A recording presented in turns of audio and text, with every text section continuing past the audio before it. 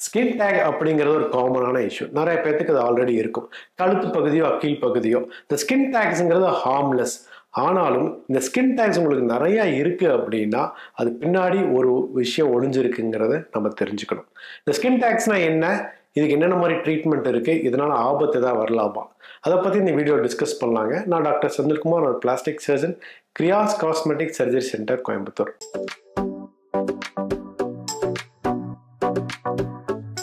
நம்ம உடல்லே பெரிய உறுப்பு எதுன்னு கேட்டா ஸ்கின் தான்.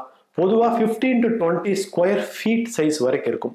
இந்த ஸ்கின்ல நிறைய செல்ஸ் டெய்லி டேர்ன் ஓவர் ஆகிட்டே இருக்கும், க்ரோத் ஆகிட்டே இருக்கும். அந்த ஸ்கின் சர்ஃபேஸ்லேருந்து ஒரு சில இடத்துல க்ரோத் வர்றதா அந்த ஸ்கின் டேக்ஸ், மருகு, மச்சம், இந்த மாதிரி நிறைய விஷயங்கள் இருக்கலாம்.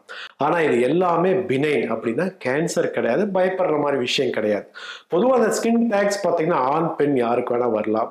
பொதுவாக கழுத்து பகுதி இல்லை அக்கீல் பகுதி எங்கெல்லாம் தோல் அதிகமாக உறையுதோ அந்த பகுதிகளில் தான் வரும். இந்த ஸ்கின் டேக்ஸ் 1 to 2 மில்லிமீட்டர் மாதிரி இருக்கலாம், இல்லை ஒரு சிலருக்கு 5 மில்லிமீட்டர் வரைக்கும் இருக்கும். ஒரு சின்ன ஃப்ளஷ் ஷாட் இருக்கும், ஒரு ஸ்டாக்ல அந்த ஸ்கின்னோட அட்டாச்சாக இருக்கும். இது ஒரு பெரிய ப்ராப்ளமே இல்லை. ஆனால் அந்த ஸ்கின் டேக்ஸ்னால என்ன மாதிரி பிரச்சனைகள் வரலாம்னா, நம்ம கழுத்தில் நிறைய இருக்கும்போது ஜுவல்ஸ் போடும்போது செயின் மாட்டி இழுக்கும் போது வலி வரலாம், இல்லை உறைஞ்சு அந்த இடத்துல இன்ஃபெக்ஷன் ஆகி வலி வரலாம். ஆனால் இதனால தனிப்பட்ட வேற ஒரு பிரச்சனையும் வராது. ஸோ இந்த மாதிரி இஷ்யூஸ் இருந்தால் மட்டும்தான் ஸ்கின் டேக்கை ரிமூவ் பண்ணணும். ஆனால் ஏற்கனவே நான் சொன்ன மாதிரி ஸ்கின் டேக்ஸ் நிறைய இருக்குது, ஒரு சிலருக்கு உன்னிப்பாக கவனிக்கணும். ஏன்னா இந்த ஸ்கின் டேக்ஸுங்கிறது உடல் இருக்கக்கூடிய ஒரு சில ஹார்மோன்களை இண்டிகேட் பண்ணலாம். அதாவது ஸ்கின்ல சர்ஃபேஸில் நிறைய செல்ஸ் க்ரோத் ஆகிறங்காட்டி தான் ஸ்கின் டேக்ஸ் வருது. இப்போ இன்சுலின் அளவு ரொம்ப அதிகமாக இருக்குது, ஹைப்பர் இன்சுலின் சொல்லக்கூடிய சுச்சுவேஷன், க்ரோத் ஹார்மோன்ஸ் அதிகமாக இருக்குதுன்னா இந்த ஸ்கின் டேக்ஸ் வரலாம். ஸோ சிம்பிளாக சொல்ல போனால் உங்களுக்கு நிறைய ஸ்கின் டேக்ஸ் இருக்குன்னா உங்கள் உடலில் ஒரு சில ஹார்மோன் ப்ராப்ளம் இருக்கலாம், மெட்டபாலிக் சிண்ட்ரோம் சொல்லக்கூடிய பிரச்சனைகள் இருக்கலாம். ஆனால் இது எல்லாத்துக்குமே சிம்பிள் சொல்யூஷன்ஸ் இருக்கு. சரி, முதல்ல இந்த ஸ்கின் டேக்கை எப்படி நம்ம ரெடி பண்ணலான்னு பார்த்துக்கலாம். இந்த ஸ்கின் டேக்கை நம்ம சிம்பிளாக கிளினிக்லேயே ரிமூவ் பண்ணக்கூடிய ஒரு ப்ராசஸ் தான். அதாவது மரமர் பூசியோ இல்லை க்ரீமோ போட்டுட்டு இந்த ஸ்கின் டேக்ஸை ரிமூவ் பண்ணலாம். இது 30 to 40 மினிட்ஸ் செய்யக்கூடிய ப்ராசஸ்ஸே.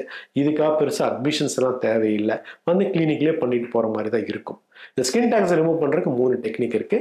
நம்பர் 1, லேசர் எல்லாம் ரேடியோ ஃப்ரீக்வன்சி சொல்லக்கூடிய கதிர்வீச்சுகள், லேசர் கதிர்வீச்சுகளால் ஸ்கின் டேக் ரிமூவ் பண்ண முடியும். நம்பர் 2, கிரையோதெரப்பி. அதாவது லிக்விட் நைட்ரஜனை அதில் ஸ்ப்ரே பண்ணுவாங்க.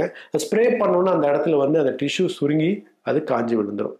Number 3, surgical techniques. இந்த சர்ஜிக்கல் டெக்னிக்ஸ்னா என்னன்னா, அந்த இடத்துல ஒரு டீப்பாக ஒரு தையல் போடுறங்காட்டி அதுக்கு ஒரு ரத்தோட்டம் தடைப்பட்டு காஞ்சி விழுந்துடும். இது எந்த டெக்னிக்னாலும் ரிமூவ் பண்ணிக்கலாம். உங்கள் டாக்டர் என்ன சொல்கிறாங்களோ அதை கேட்டுக்குங்க. நான் ஏற்கனவே சொன்னேன், இந்த ஸ்கின் டேக்ஸ் நிறையா இருக்குதுன்னா மெட்டபாலிக் இஷ்யூஸ் இருக்கலான்ட்டு. அதாவது ஹைப்பர் இன்சுலினிமியா, உடல் பருமன், ப்ரீ டயபெட்டிக் சுச்சுவேஷன்ஸ், இந்த மாதிரி கண்டிஷன்ஸ் எல்லாம் இருக்கா உங்களுக்கு இல்லையான்ட்டு உங்கள் டாக்டரை கேட்டு தெரிஞ்சுக்கங்க. அந்த மாதிரி இருந்தாலும் பயப்படுற மாதிரி விஷயம் கிடையாது. ஏன்னா simple dieting, keto dieting, intermittent fasting மூலம் இந்த இன்சுலின் லெவலை கட்டுப்படுத்துற மூலம், க்ரோத் ஹார்மோன்ஸை கட்டுப்படுத்துற மூலம் இதை நம்ம ஈஸியாக ரிவர்ஸ் பண்ணிக்க முடியும். பயப்படுற மாதிரி விஷயம் கிடையாது. இந்த ஸ்கின் டேக்ஸை பற்றி மேலும் உங்களுக்கு ஏதாவது சந்தேகம் இருந்தால் கீழே இருக்கிற நம்பரை கான்டாக்ட் பண்ணுங்க. நன்றி, வணக்கம்.